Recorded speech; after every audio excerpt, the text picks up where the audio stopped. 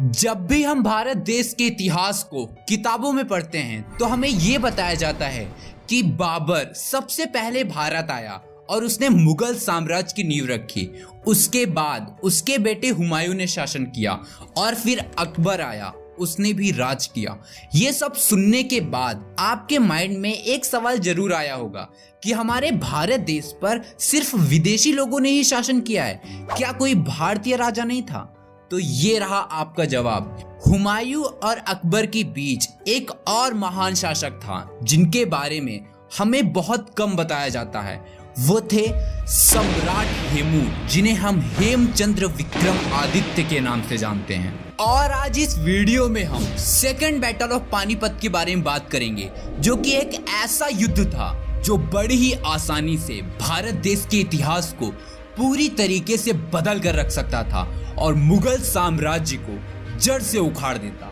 लेकिन किस्मत को कुछ और ही मंजूर था, जिसकी वजह से सम्राट हेमचंद्र विक्रम आदित्य पूरी तरीके से जीते हुए युद्ध को हार गए और फिर से भारत देश पर मुगल साम्राज्य की स्थापना हो गई। इसके पहले की वीडियो में हमने फर्स्ट बैटल ऑफ पानीपत के बारे में बताया था कि कैसे बाबर उज्बेकिस्तान से भारत में घुस आया और इब्राहिम लोदी को हराकर भारत पे अपना वर्चस्व जमाने लगा। लेकिन इंडिया को इन्वेड करने के 4 साल बाद ही बाबर की डेथ 26 दिसंबर 1530 को हो गई। उसके बाद हुमायूं बाबर के बनाए हुए एम्पायर को संभालने लगा। लेकिन फिर 1540 में आज के बिहार साइड से अफगानी एम्पायर इस्टेब्लिश हो गया, जो कि शेर शाह सूरी लीड कर रहा था। और उसने जब देखा कि हुमायूं कमजोर है तो उसने हुमायूं के एम्पायर पर अटैक कर दिया और पहले पाकिस्तान और फिर अफगानिस्तान तक मुगलों का सफाया कर दिया। और हुमायूं अपना पूरा एम्पायर शेर शाह सूरी को हार चुका था और अफगानिस्तान भाग गया। लेकिन शेर शाह सूरी भी ज्यादा दिन तक दिल्ली पर शासन नहीं कर पाया और 1545 में कलिंगर किले को जीतने की कोशिश में उसके चेहरे पर बारूद फट गया, जिसकी वजह से उसकी मृत्यु हो गई। उसके बाद कोई पावरफुल लीडर वहां नहीं बचा और सुर डायनेस्टी का पतन होना शुरू हो गया। फिर जब हुमायूं ने ये देखा तो वो फिर से इस मौके का फायदा उठाते हुए धीरे धीरे दिल्ली और आगरा को कैप्चर कर लिया। लेकिन इस बार दिल्ली पर शासन करना हुमायूं के लिए बिल्कुल भी आसान नहीं था, क्योंकि इस बार मुगलों के सामने खड़े थे हेमचंद्र विक्रम आदित्य। हेमचंद्र विक्रम आदित्य बहुत ही पावरफुल रूलर थे और हर कोई उनसे बहुत डरता था। और साथ ही हेमू एक ऐसे महान इंसान थे जिनकी हर कोई रिस्पेक्ट करता था और उन्होंने खुद से वादा किया था कि वो हिंदुस्तान की पुरानी सभ्यता को जो खत्म हो चुकी है उसे फिर से वापस लाएंगे और सारे फॉरेन ट्रेडर्स को भगा देंगे। हेमू का जन्म हरियाणा में रेवाड़ी के गांव कुतुबपुर में बड़े ही साधारण परिवार में हुआ था और शुरुआत में वो नमक का व्यापार करते थे।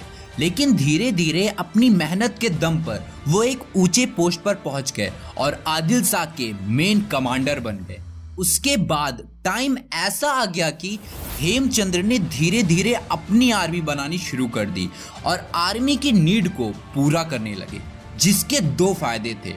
पहला, लगभग सारे सोल्जर अब हेमचंद्र के कंट्रोल में काम करना चाहते थे और सपोर्टिव कल्चर की वजह से उनके सोल्जर अब उनके लिए जान भी देने के लिए तैयार थे। और कुछ ही समय में सारा साम्राज्य हेमचंद्र के कंट्रोल में आ गया और अब वो दिल्ली पर अटैक करने के लिए बिल्कुल तैयार थे।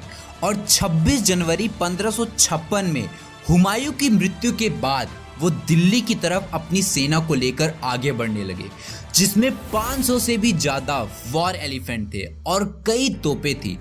हेमचंद्र को वेपन की नॉलेज बहुत तगड़ी थी।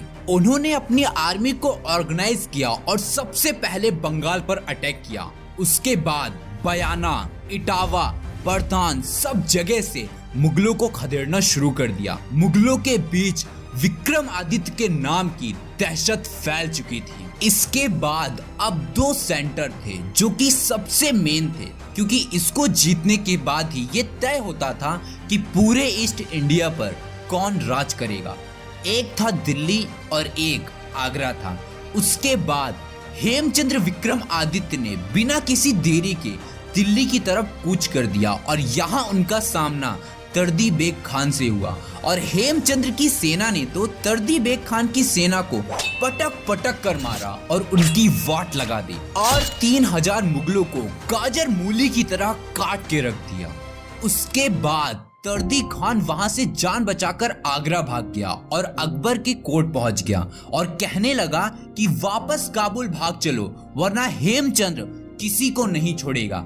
ये सुनने के बाद बैरम खान ने तर्दी बेग खान के सिर को काट दिया। बैरम खान अकबर की सेना का जनरल था।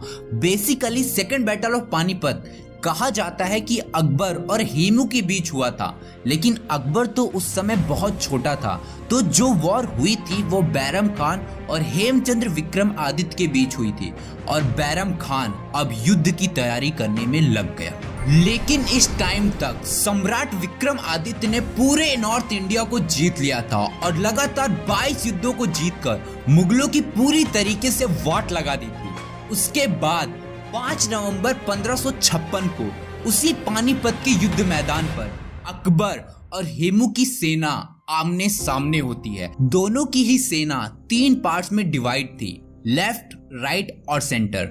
बैरम खान अकबर की सेना को लीड कर रहा था और मुगल सेना पूरी तरीके से दहशत में थी और ये रूमर मुगल सेना के बीच में फैल चुका था कि सम्राट हेमू की सेना बहुत बड़ी है और अभी तक कोई युद्ध नहीं हारी है और ये युद्ध हम हारने वाले हैं। दूसरी तरफ हेमचंद्र की सेना और उसके लीडर्स पूरे आत्मविश्वास से भरे हुए थे। उसका रीजन सिर्फ एक था, वो थे वीर सम्राट हेमचंद्र विक्रमादित्य। अब दोनों पक्षों के बीच भयानक युद्ध शुरू हो गया। मुगल सेना कांपते हुए आगे बढ़ने लगी और हेमू की सेना तेजी से मुगलों की तरफ अटैक करने लगी और कुछ ही देर में उनके लेफ्ट और राइट विंग को डैमेज करके रख दिया। लेकिन मुगल की सेना बहुत बड़ी थी और वो भी हेमू की सेना पर अटैक कर रही थी। उस दिन बारिश के पानी के साथ खून की नदियां भी बहने लगी। इन्होंने मुगल की सेना पर इतना भयंकर कहर बरसाया कि कुछ लोग तो बैटल ग्राउंड छोड़कर ही भाग गए और जहां मुगल उन्हें मिलते वहीं काट कर रख देते। मुगल अब पीछे हटने लगे थे और बिल्कुल हार चुके थे। कोई भी चांस अब उनके पास नहीं बचा था। आधी से ज्यादा मुगल सैनिकों को तो उन्होंने साफ कर दिया था। अब बस कुछ मिनटों की बात थी और भारत देश का इतिहास बदलने वाला था। लेकिन एक ऐसा अनलक्की मूवमेंट हुआ जिसने सारी बाजी पलट के रख दी, वरना आज भारत देश का इतिहास कुछ और होता। सम्राट हेमचंद्र विक्रमादित्य अपने हाथी पर सवार हवाओं से बातें कर रहे थे और पता नहीं कहां से एक तीर जो कि एक गुमनाम मुगल सैनिक ने चलाई थी वो आकर हेमू की आंख में लग जाता है और वो महान योद्धा हाथी से जमीन पर गिर पड़ता है और वहीं उनकी मृत्यु हो जाती है। अब जब आसपास की सेना को ये पता चल गया कि सम्राट हेमू मर चुके हैं तो मेन लीडर की डेथ के बाद पूरी सेना का मोरल डाउन हो जाता है और सारा आत्मविश्वास टूट जाता है और इसके बाद बैरम खान की सेना हेमू की सेना पर हावी हो जाती है और second battle of Panipat Akbar जीत जाता है। बैरम खान को ये विश्वास नहीं हो रहा था कि वो ये बैटल जीत चुका है। वो तो अकबर को लेकर पाकिस्तान भागने वाला था, लेकिन एक मूवमेंट ने सब कुछ बदल कर रख दिया और बाई चांस मुगल हारी हुई बैटल जीत गई और फिर प्रॉपर तरीके से अकबर ने मुगल सल्तनत को भारत में फिर से इस्टेब्लिश कर दिया।